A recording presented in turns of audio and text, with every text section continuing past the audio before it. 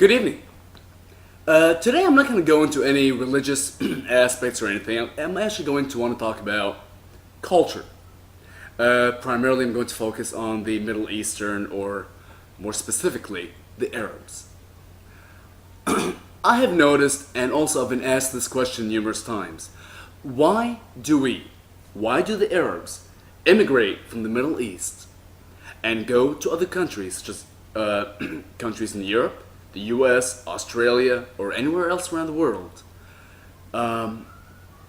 However, once they get there, they cling on to these traditions that for some reason they just don't want to relinquish, even though they left their country in the first place due to certain reasons.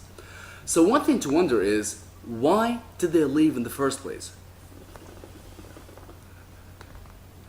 Now, I was kind of curious. I did a little search online. I was just wanted to see from an Arab's perspective. I did a little search that said, why do Arabs leave their emigrate? لماذا يهاجر العربي من بلاده? And I was actually faced with something really interesting. Someone had written this really nice poem explaining why Arabs migrate or emigrate from their countries, however they still feel this longing. He kind of he compared it to a bird leaving its nest.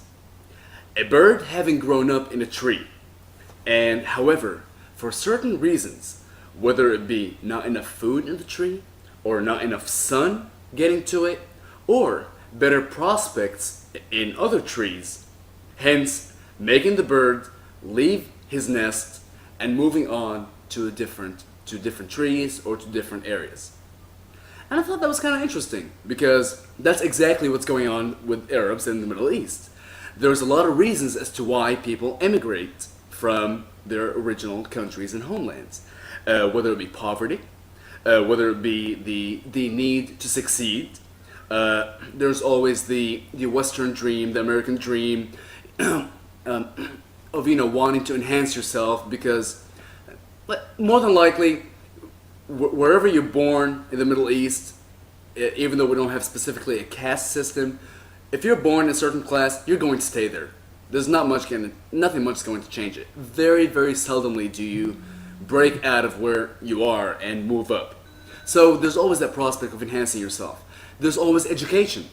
Actually, Arabs pride themselves on the fact that, oh, my son is studying in England, my daughter is studying in France, my cousin is studying in the US. Well, does the Middle East not have universities of its own? Sure it does. Do they teach the same things? Sure. But will somebody benefit from going to those universities as much as going to a Western university? He might have the knowledge, but he's not going to have the world skills. As a matter of fact, somebody who is very well educated and well versed in a certain field from a university in the Middle East will usually have to equate his or her degree once they come to the West in order to work there in that field. However, what I want to focus on today is not necessarily as to why they leave, but why cling on to these little traditions, something like this, that makes you, even though you've moved to the West, instead of assimilating completely, you're somehow stuck back home. Now, if you ask any Arab, where is home? It doesn't matter if they've lived here for years and years and years and decades, they will still refer to their place of birth as their homeland. And honestly, I think that will be true for any person who's been born anywhere and migrated somewhere else.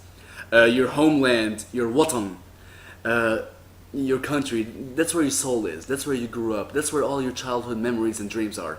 However, you need to realize, for those of you that have immigrated, you left that country. You left everything behind. Yes, there's a price to pay.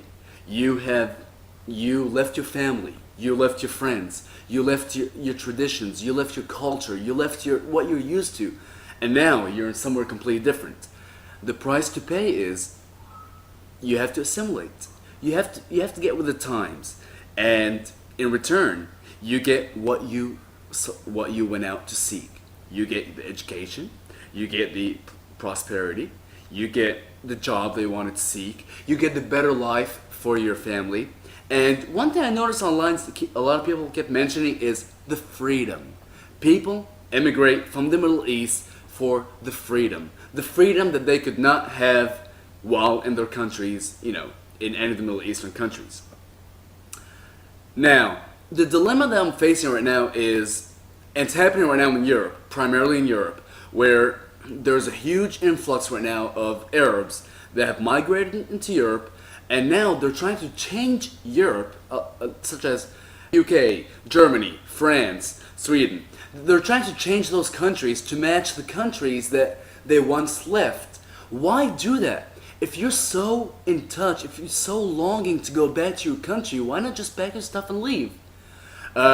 Yes, you might say, well, there's not as many opportunities if I go back. I'm gonna go back to live in poverty. I'm gonna go back to be a nobody. Well, you know what? If you keep on doing what you're doing right now, you're going to change the exact country that you're in right now and make it to where your children and great-grandchildren and grandchildren are going to live in the same property and not have the same the same opportunities as you once sought. When you teach your children about your culture, that's fine, that's great, that's wonderful. However, don't indoctrinate them to the point to where, oh, yes, we are living in the West, but only to benefit out of it. However, this is the actual culture you need to stick to. And because, come on, keep in mind, you left that culture. You left it for whatever personal reasons, for personal gains, and you decided to not go back. So why try to change the new world that you're living in?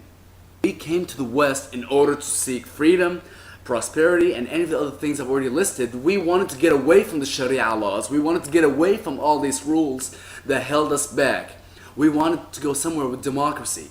And now, the Arabs are going to the West. They're using that same democracy against the countries in which they live to revert those countries into the Middle Eastern countries, which are already way reverted back to the 7th century and beyond. I mean, what's next? Fine. You say that Europe in about 20, 30 years will become Eurabia. Wonderful. Now what? Then you're going to move to, I don't know, Antarctica and do the same thing? I mean, come on. How much of the world do you want to destroy? The Middle East is plagued right now with unemployment, with poverty, with crimes. And a lot of people say there's no criminal activity in the Middle East. Bull fucking shit. Yes, there is. Come on, we all know what we're guilty of.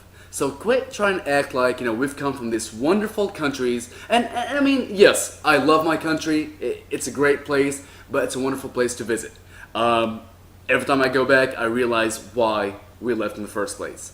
So if you've moved to the West, and I know you have, otherwise you wouldn't be watching this because most Arab countries, YouTube is banned right now. So being that you're in the West, accept it. Assimilate into it. I'm not saying completely give up your values, your morals, your ethics. There is a happy median. If you think that living in the West means that you have to become a prostitute and sell yourself, which is not the case. But if you believe that, then don't do it. You can still be a modest, God-fearing, God-loving, Muhammad-worshipping, whatever the hell you want to be person. Just don't try to change the country that you sought shelter in into what you ran away from. That's all I have to say for tonight. You have a wonderful evening, and see you soon. Bye.